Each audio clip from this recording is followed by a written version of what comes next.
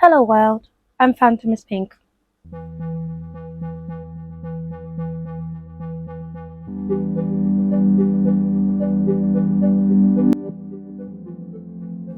Coming to you live.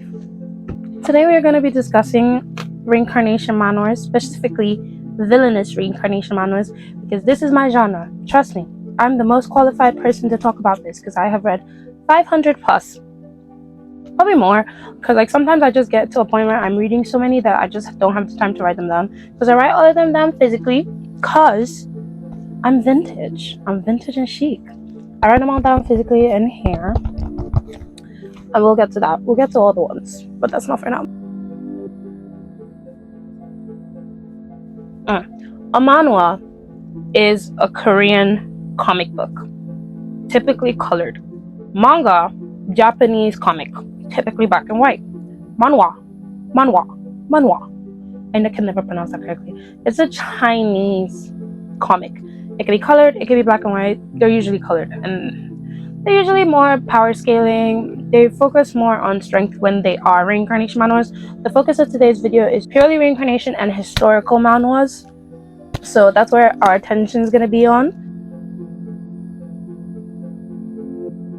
Firstly, what is a reincarnation manhwa, you ask? Don't worry, I'll tell you.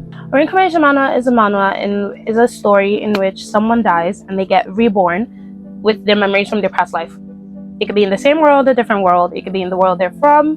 It could be a completely new area. They could be reincarnated as the main character, a side character, the villainess, the main the main lead, anything. They could be anything basically.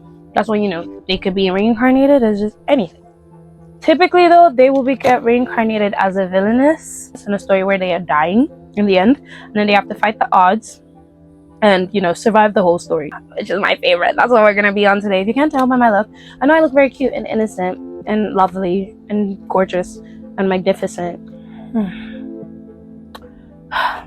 But today we're going to be discussing villainous manhwas. I think that the cup kind of gives that away. So what are villainous reincarnation manhwas?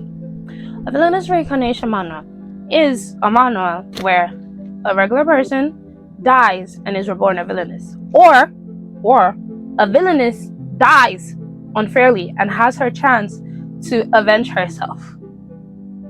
Yeah, improve herself and ensure herself worthy. Like for instance, like it could be a situation where she's a villainess because her family neglects her. Now she comes back to life with a new perspective.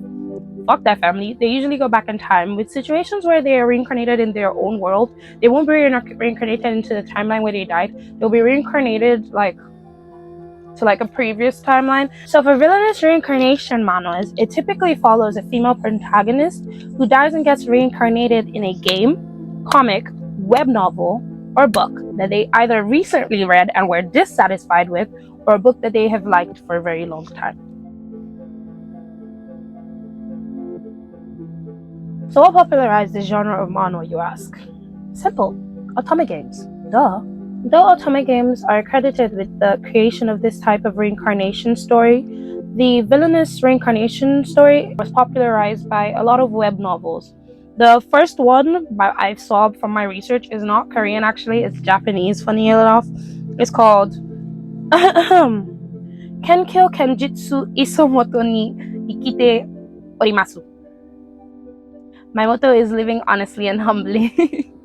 It follows the typical plots of your average villainous story, reborn, and now she's gonna live a better life.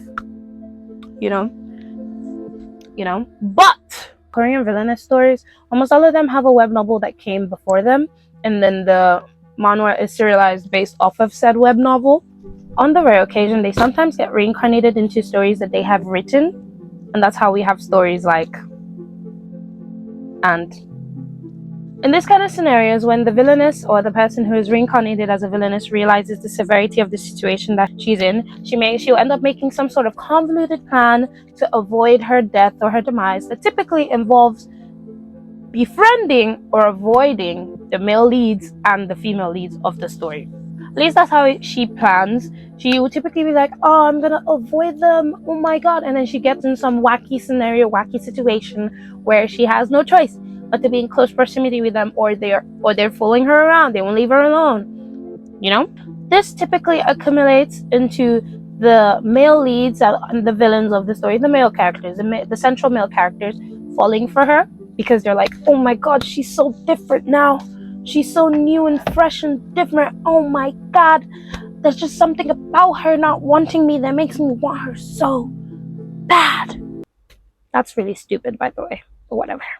And usually, because the balance of the world has to be restored, the typical goody two shoes FL, female character, female love interest, she then becomes a bit sneaky. She then becomes a little bit evil. She then becomes a villainess, which then continues the endless cycle. What if she gets reincarnated too? Then does the same thing happen again? It really gets you thinking, you know, when you have the time, you're like, damn, there's a lot going on here. In more recent renditions of these stories, both the original female lead and the villainess forsake the male leads, and then they go find love with some insignificant character in the original story that has been there for them from the beginning, like the knight, some side character, some dude. Always a dude, never each other.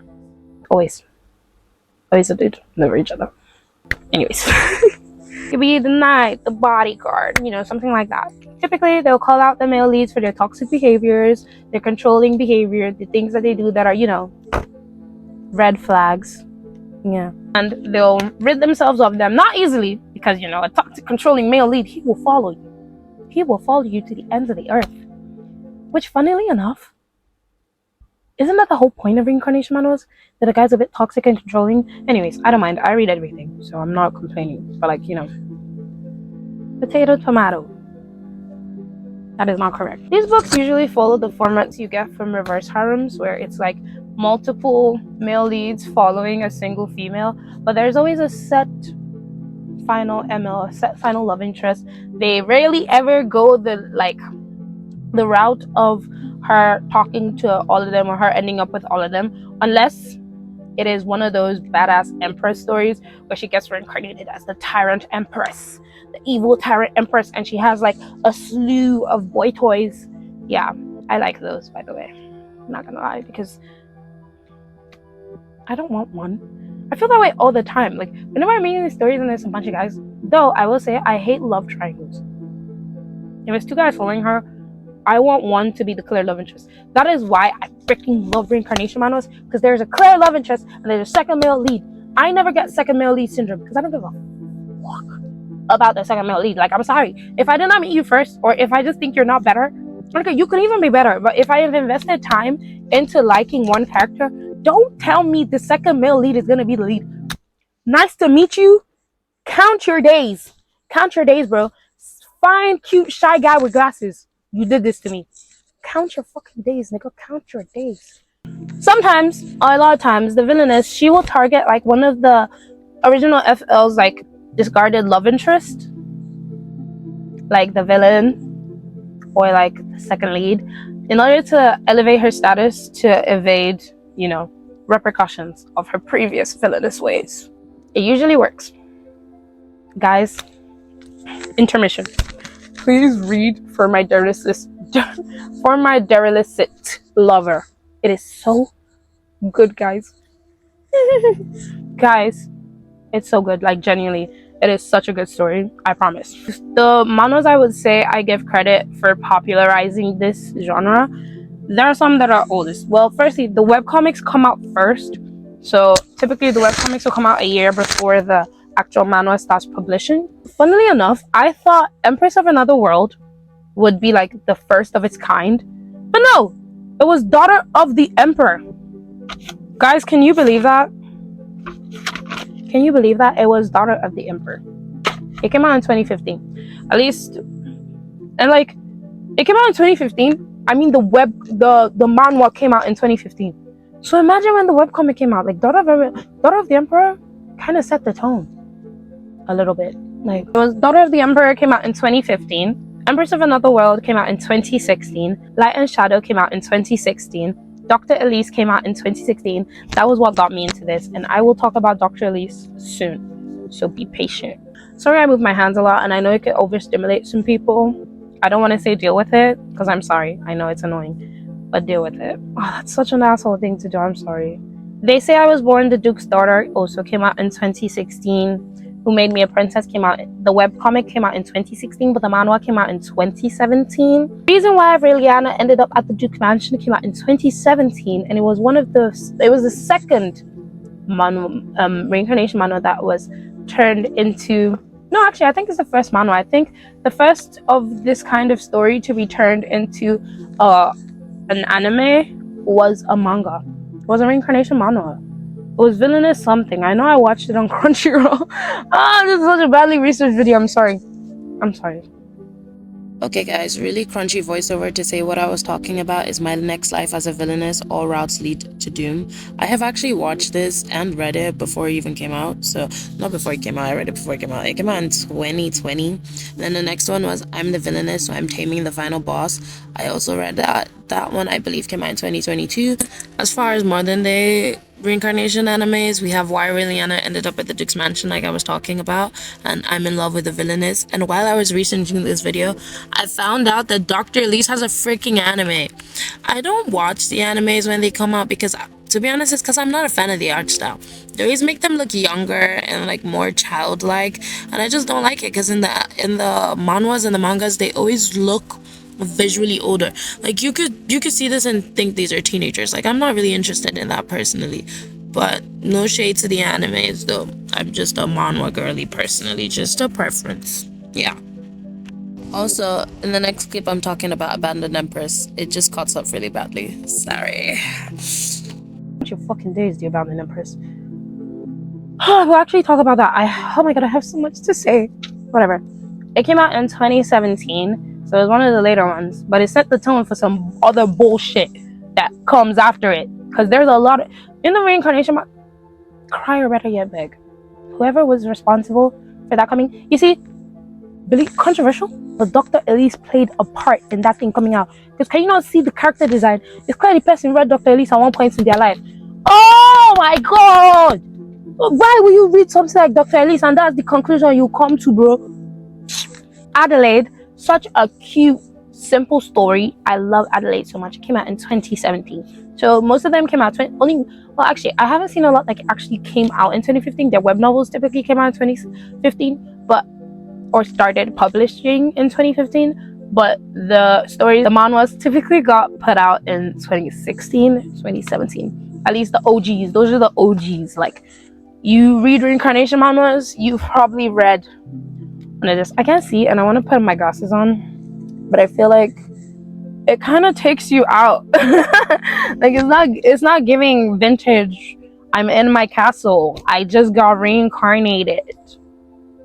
Okay, wait, they do wear glasses sometimes though, but they wear these ones, but I hate these ones on my face. They're too tiny.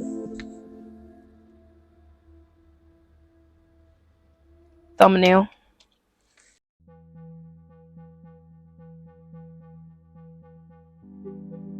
Now, there are many kind of stories that can come from these reincarnation manhwas. There are stories where they're reincarnated as a baby.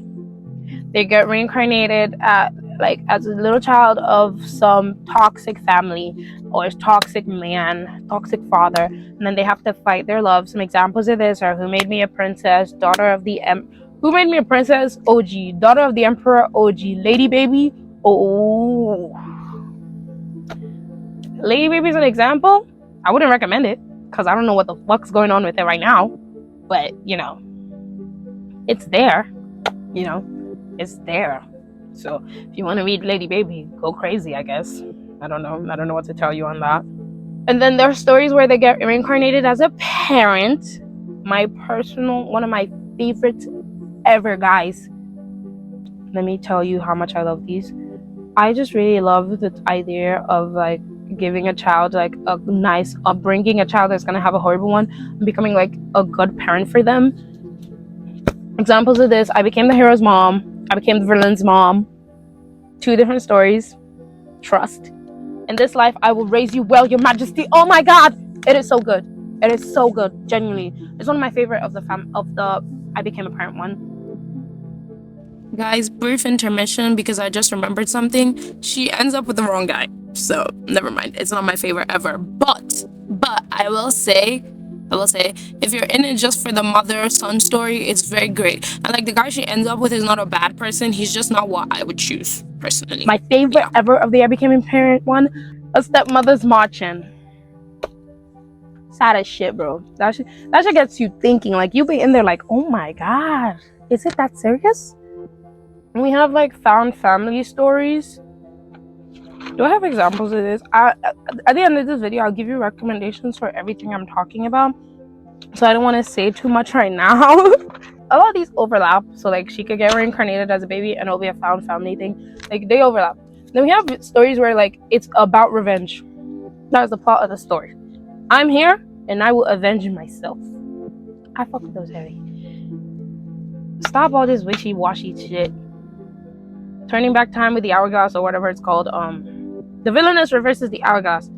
She's very serious about her revenge. I know a lot of people are like, she's using this guy for her purpose and he's so sweet. I don't give a fuck about that guy. I don't give a fuck about that nigga. She has to put herself first. She's not focused on a man again when a man killed her in the first place. What? That makes no sense at all. Like, I don't know what you guys are talking about. Whenever you guys are like, oh my god, the guy actually likes her and she's too focused on her to revenge. Though, I will say, the conversation has shifted. I would say that's more a conversation we used to have back in the days. When I first started reading reincarnation manhwas, those are kind of stupid fuck-ass conversations I would be seeing on the internet. Now everybody's like, why is she focusing too much on love? Kill people! And I'm so with that. And you want to know a story that really focuses on revenge? Kill the Villainess. My look today is a little bit inspired by her. My eyes are blue instead of green. Sorry, I could not get green contacts in enough time for this video. I went to Prince Ebano and this was the only one they had there. Sorry guys, my bad. But Kill the Villainess is genuinely so good. Spoiler, she keeps to her promise. That's all I'm gonna say on that. She stands on big business. Oh, I love her. Anyways, moving on. Okay, for stories that actually have revenge in them, Your Throne, though it is going off track a little bit right now, it's like dragging. Like, she's not really avenging. She's married to him right now, so I don't know about that. Shadow Queen, she locks in. She locked the fuck in. Isn't being a wicked woman much better? I forgot what it's called. I think it's what's it called? Villain Training or something. Is the one where the villain guy, like, where the devil, like, teaches her so that she could be meaner. Like, she's a sweet girl. She gets reincarnated to the villain, so she has to pretend.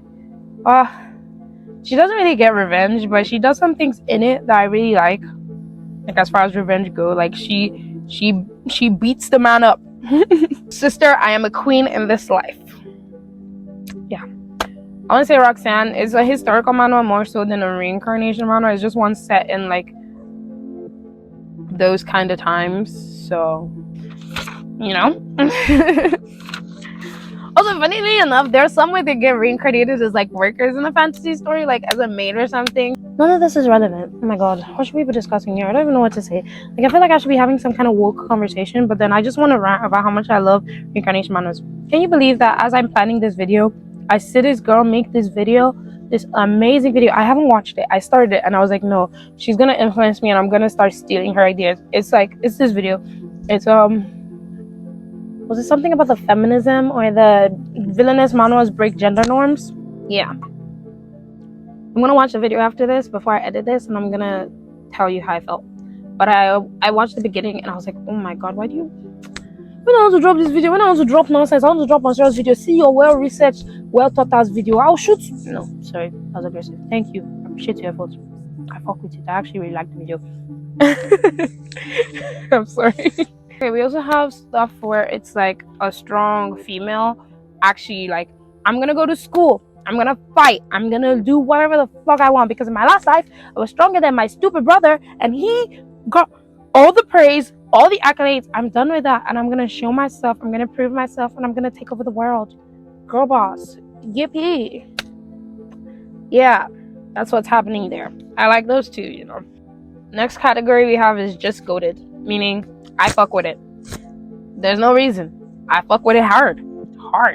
Hardy, hard. Anyways, Charlotte has 5 disciples, really good if you want a strong, powerful woman, but she's like, she just wants to chill. She has 5 people that she was raising. It's really cute. The stereotypical life of a reincarnated lady actually was really good.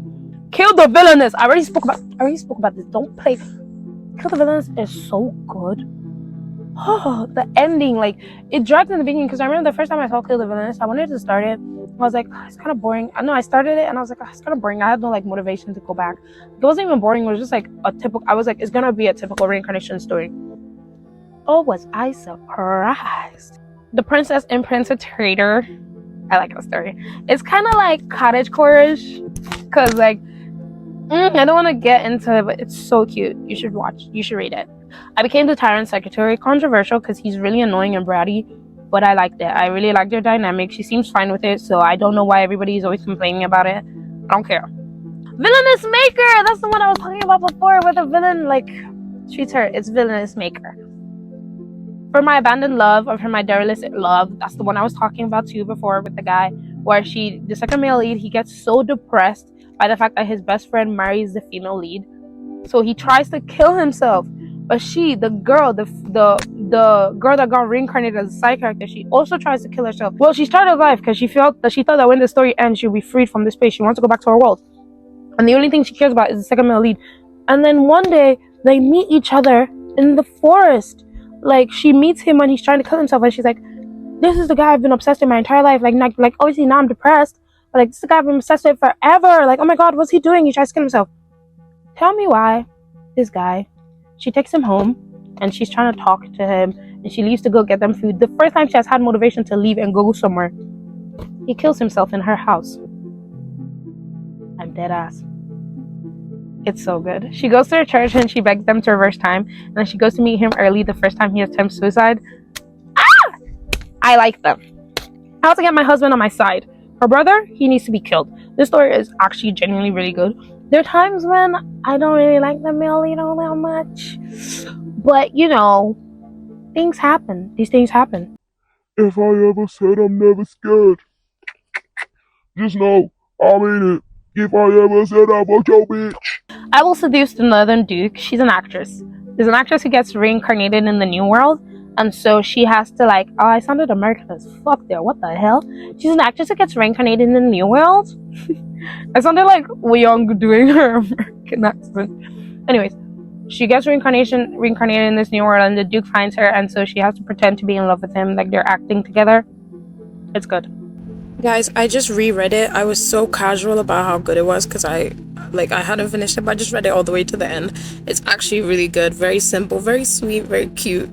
Check it out. She's very cool. She's very smart, actually. Like, she has worries about how because in her real world, she's an actress. So coming here, she's nobody, and that's a big worry for her. She's like, yeah, it's cool, and she's in love with him, but like, she doesn't want to just be, you know, the Duke's girl. She doesn't just want to be the Duke's wife. Like, she wants to be more because she's used to creating a life for himself. So he goes to war to make her queen and give her a kingdom for her to rule. Like, she's in charge. He names it after her. She's on the money. Oh my God, bro. He's him. Like, read it. It's cute. You know what? Whatever. We'll continue the rest of these in the next fit. Hi. I'm back. So, before we talk about more recommendations, I just wanted to talk about something else for a while, you know? It gets boring talking about the same thing. So we're going to be talking about feminism. Because I support women's rights and wrongs. Oh my God. Sorry.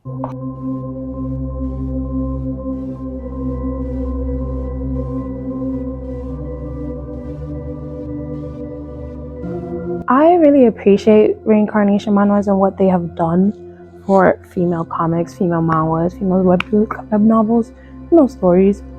And this, or villainous manhwas to be specific, this might sound really far-fetched, but think about it. Throughout the years, with a lot of the stories we have been seeing, characters are when they are stereotypically strong, they are not allowed to like stereotypically female things. They're not allowed to care about how they look and how they present, how they speak, all these things. They're usually quite crude, though this is not a bad thing. I don't think every female character needs to be, needs to perform femininity. I think this is both a pro and a con, but in the way I see it, a lot of time in these manhwas, they are very smart women, and they care about the way they dress. They care about the way they look. A lot of times they're physically strong too, and they still care about the way they look. They still want to wear their pretty little dress. They still want to, do their makeup. They have their maids do their hair. They have all these things going on for them, and when they have arguments with other ladies, it can be very catty sometimes, but it's not seen as an innate feminine trait or a negative. It's just something that happens, in high society. It's not a female thing. They have arguments with men too, and they always come out on top, and regardless of all these things. I just think it's so cool. Like, I'm just trying to think back to the stories that I was really obsessed with when I was younger, the kind of manga I used to read, the kind of Wattpad stories I used to read, because on Wattpad, I was never a fanfiction girl. I was an original character girl. Like, give me your original maid, personal assistant, CEO story. A lot of times when they would write these girls, it would always be like the extreme tomboy. She has no interest in all of these things because she has actually cool interests. Like, she likes cars, she likes sports, so she cannot care about how she looks. Another thing I really like, all these women are very aware that they are beautiful. I'm a very cocky person. I think I'm very beautiful. And you would agree, wouldn't you? I like that in a story. I think it's so disingenuous when it's a girl, every single person agrees is the most beautiful girl in the world, and she's like, I'm kind of mid, I'm a little bit ugly. I'm such a fugly. Like, oh my god, shut up. Like, please shut up. You don't actually believe that. It's so annoying. Oh my god.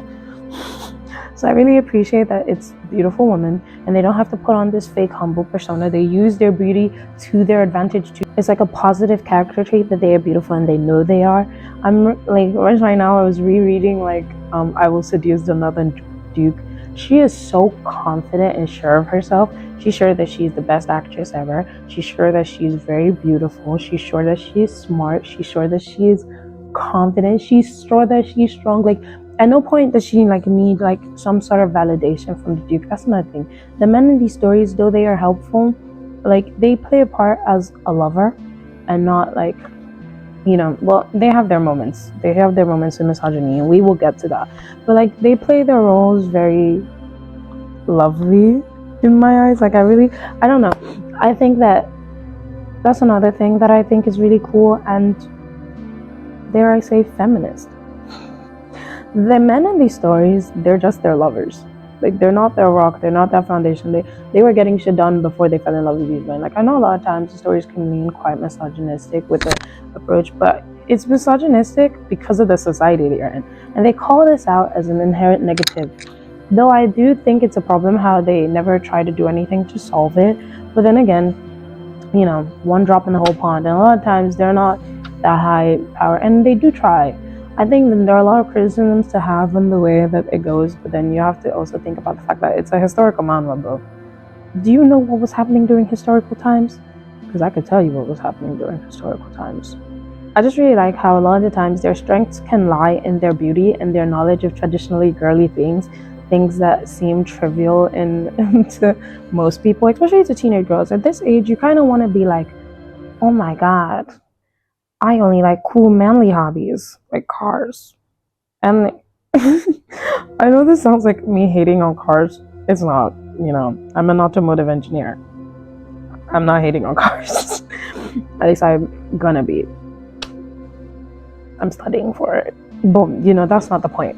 And another thing I really like is that with all the like catty fights they like participate in, it's seen as battles of wit. It's not seen as like dumb and stupid and that's just how girls argue. It's seen as like a battle of wits, and it's taken seriously and credibly.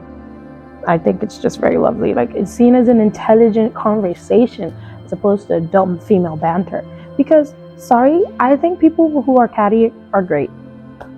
Sorry, like, you don't have to solve everything with violence. Like, sometimes you want to bicker like a bitch.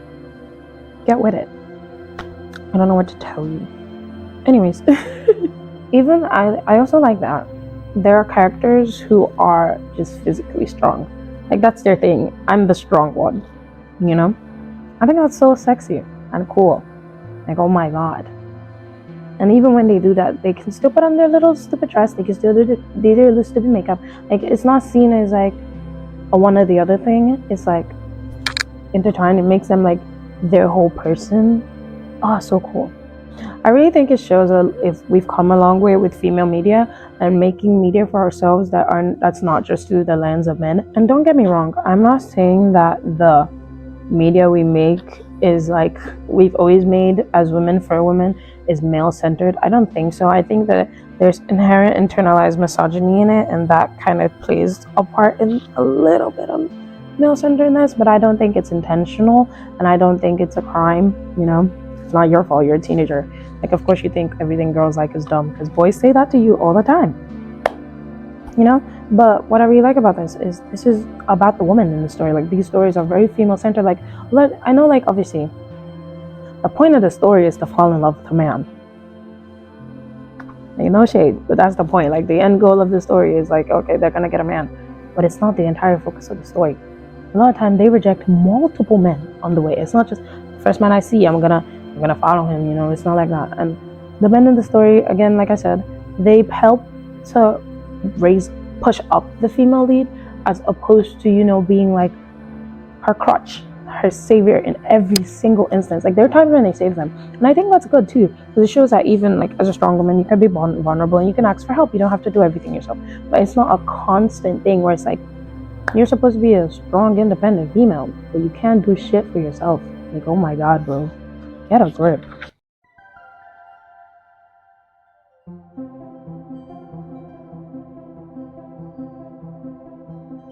The cons that I see with reincarnation manhwas, there are a lot of cons. They are very repetitive. Once a trend starts in the manhwa community, it's gonna keep going. It's not going away. You're gonna read that same story 1,000,002 times. I personally like it because autism, so I do enjoy reading the same thing a bunch of times. Clearly, I have read 500 plus reincarnation manhwas. You know what's so funny? I think that number is like kind of dumbing it down. Like, I actually think it's a lot more than that, because I don't write them down sometimes. Like, I forget, or I lose that book a lot. I'm very scatterbrained, so things slipping. Like, while I was doing research for this video, I was scrolling, and obviously I had my book there because I was looking at stuff in my book too, and then stuff on Anime Planet to see like, oh, what I can talk about in this video for the recommendation sites. And I saw so many, like, I saw like 100, I'm not even exaggerating, 100 manhwas that I have read, but I didn't write down in my book. I was like, oh my gosh, I'm kind of addicted. To be fair, it is, for me, it's kind of like a mental clutch thing. Like, whenever I feel depressed, I'm like, you know what, I could solve this very easily, and it always solves it very easily. Another con, all these stories are set in like a vaguely European, ancient, historical time. I'm not really a fan of that, because that also leads to all the characters being white. But at the end of the day, I also know that it's a Korean person writing this, and the standards they have for themselves in that country, very scary, so I'm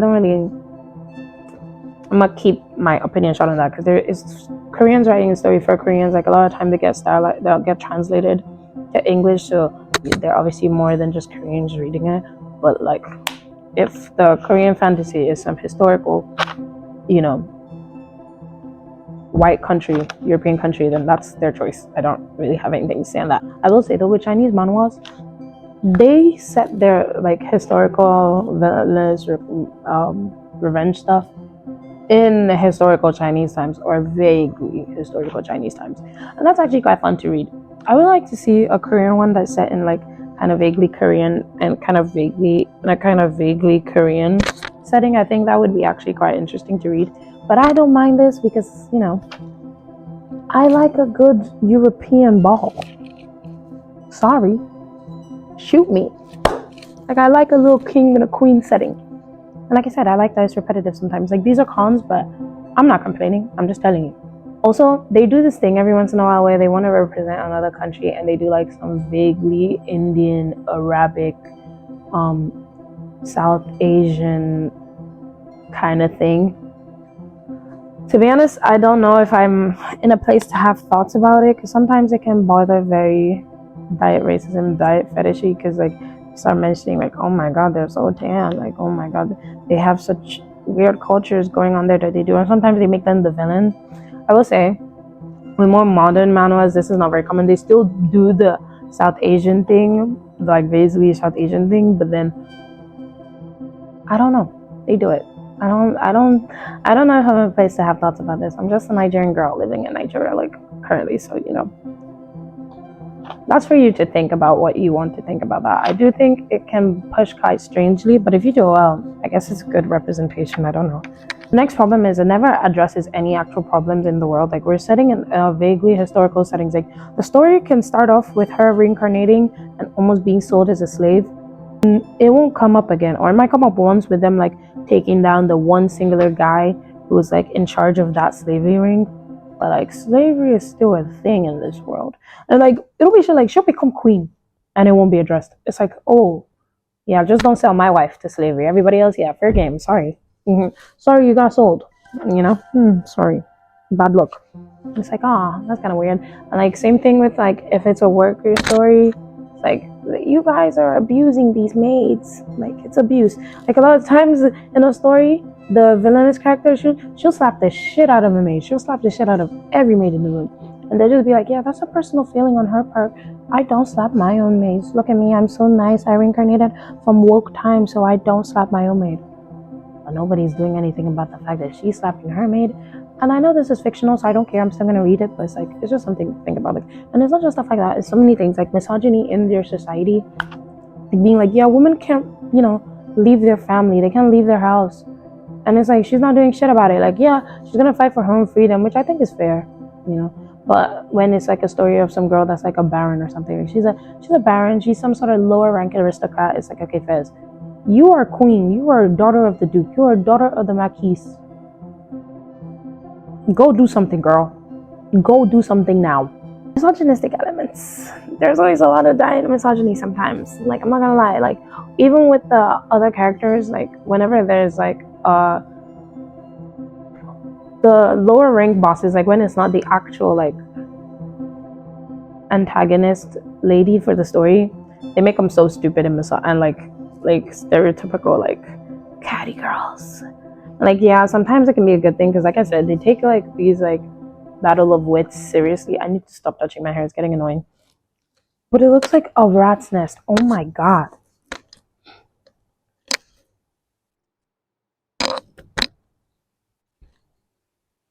Like I was saying, they take these battles of like wit so seriously, but then it's like this is the dumbest, most like, it's like stereotypical stupid woman I've ever seen. Like, oh my god, come on, do better.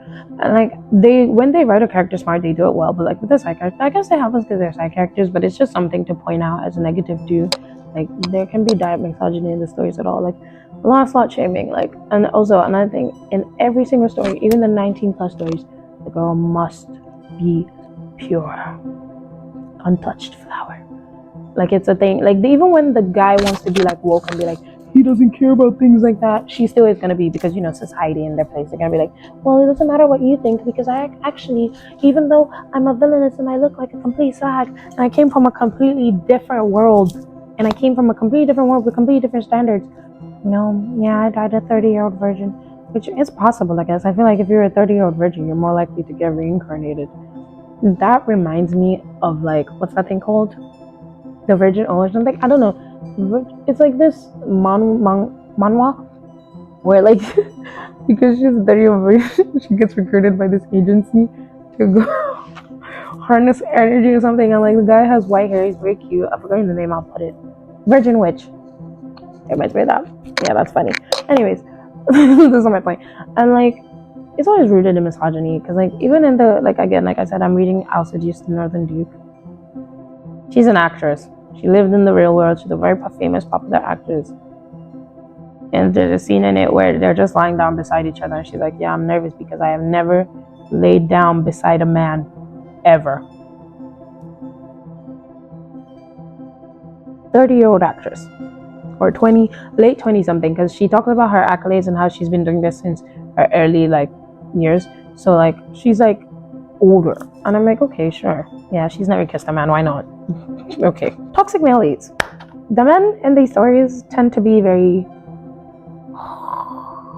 like sometimes they'll have like the first, like, let's say like she reincarnates, like she goes back in time to like a husband to like an abusive husband right before she marries him. She'll be like, yeah, he's abusive because he's controlling. He's inconsiderate of my feelings because he has another lover that he loves, so he doesn't treat me nicely at all. He's this, he's that. And then they'll go to a guy who's basically the exact same thing, except he likes her though, so it's fine. And it's like, okay, so why wasn't it fine when the first guy was doing it? He was just treating you like that because he doesn't like you. So if he's treating the girl he likes nicely, why are you complaining? Just move on, right? Like, the guys are always like carbon copy toxic guys. Like, it's so irritating sometimes. Like, I'll be reading a story and I'm like, am I supposed to like this guy? Like, okay, I get enemies to lovers, and I do love a good enemies to lovers, but sometimes these guys are actual genuinely vile assholes in the beginning of it. Like, I want to give examples, but they're not coming to my brain right now. Like, I know I can say abandoned empress or whatever, but I'm tired of talking about that shit. And you know I hate abandoned empress. I know I hate abandoned empress. There's no point in discussing it. Okay? These are my red flags. So, comical proportions. What are we doing, guys? Like, I know it's Korea and you guys' beauty standards are off the charts, but why is she built like that? They will have like the smallest head ever, skinny down to the bone, the tiniest weights, gigantic bugzongers, and a fat ass. Okay, I guess. Like, I guess it works sometimes because they get reincarnated into like books or some shit. But it's like, oh my god, bro, what are we doing? Fat phobia. Yeah, that's a big one. They're very fat phobic over there. Like, there's this story where she's like, I was born the ugly duckling, and it's just her losing weight. Like, she locks in for a while and women... No. This one she doesn't even lock in. There's one where she locks in and it's decent. Like, I'm not a fan because the premise is kind of... but it's decent. But like, and I became the ugly duckling, or I am the ugly duckling, whatever the fuck the name is. She gets in the tub and melts her fat away with magic. And then everybody starts loving her. Come on, guys. What are we doing? Like, okay, I know it's Korea and it's like wish fulfillment for fat people, but like, oh my god, if I was a fat person, my wish would not be fulfilled. I'd be like, oh my god, what the fuck?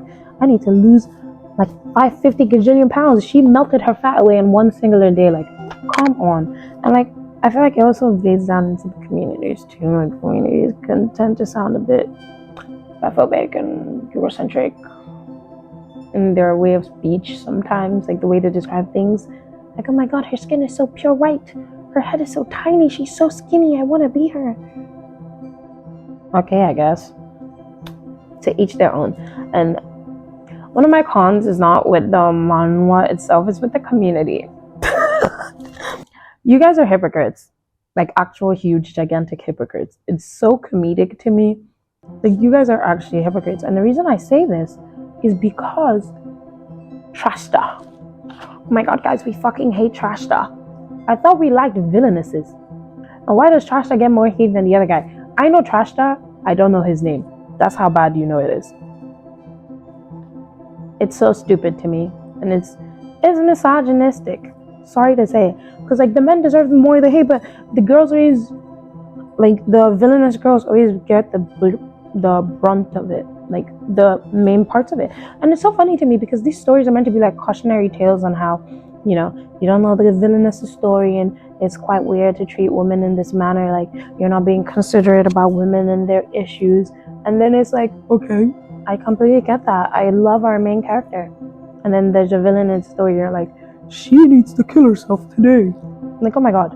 Like, there's nuances to this. Like, I know that a lot of times they can be very annoying, but the whole point of the story is to tell you that there are nuances to it. Why do you think that a lot of the time, like, when the when the villainous girl, the main character, goes back in time and then she starts slowly becoming the FL, someone must take her place.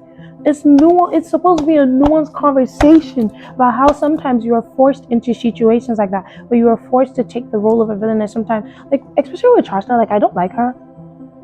But the king is taking advantage of the fact that she is poor. Like, she has no other option. She has nowhere to go.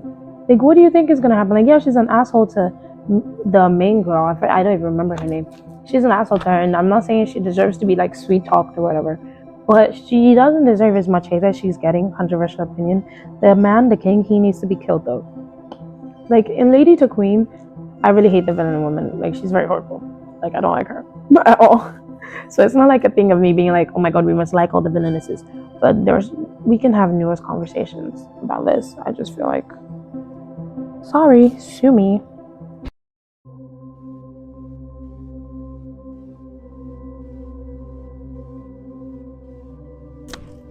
As for my pros, yeah, I have those. I'm not an evil witch. I know I've been complaining a lot.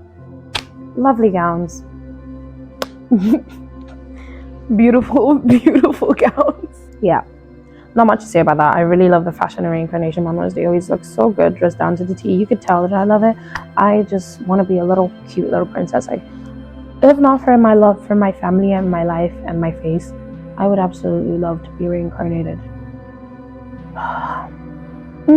Beautiful art style. These things are drawn so gorgeously. The art is so detailed when they are. But sometimes it can be atrocious. But when they are drawn properly, they are so gorgeous and so amazing. Like, there are a lot of manhwas that I see and I'm just absolutely mind blown by the style. Like, even when the story is trash or repetitive, I'm like, okay, I'm gonna stick through this because it's gorgeous. That's why I'm really annoyed by band members, because the art is mid anyways, so why is the story like that? Oh my gosh, okay, whatever, sorry. I'm in prose, like the light screen, let me behave myself. Strong female leads and good role models. It makes me really happy that there are so many women you could look up to in this kind of stories. Like, you can be like, yeah, I want to be strong like this woman, I want to be strong like this woman, I want to be pretty like this woman, I want to be smart like this woman. Like, I like that there are even stories where they go back in time and they're inventors, they're doctors, they bring around bathing.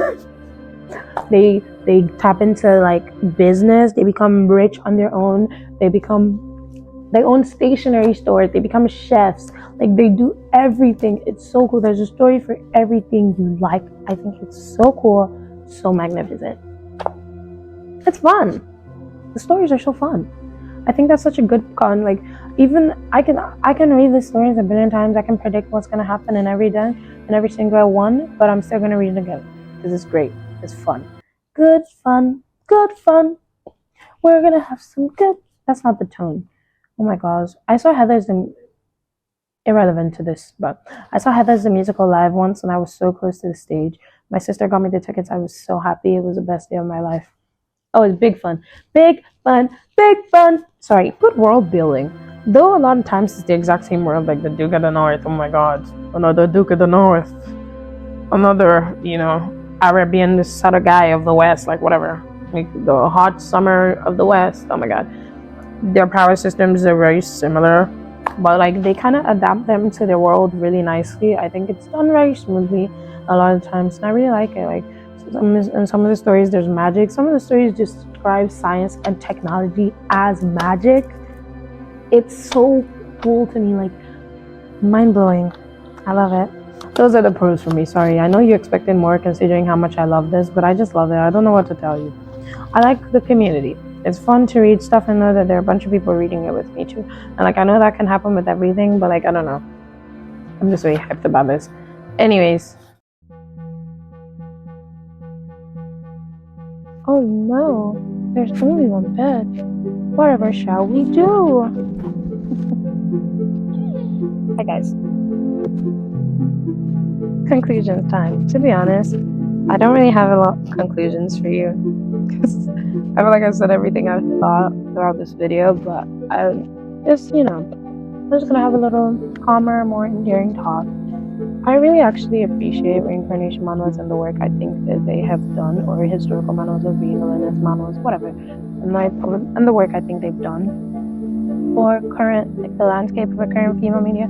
Like there's so much going on, like there's so much you can read right now, and you could pick any type of character, and there's probably like a historical reincarnation or villainous manhwa where she's the lead, and you know, it's so cool to me how many stories there are now. Like it's endless.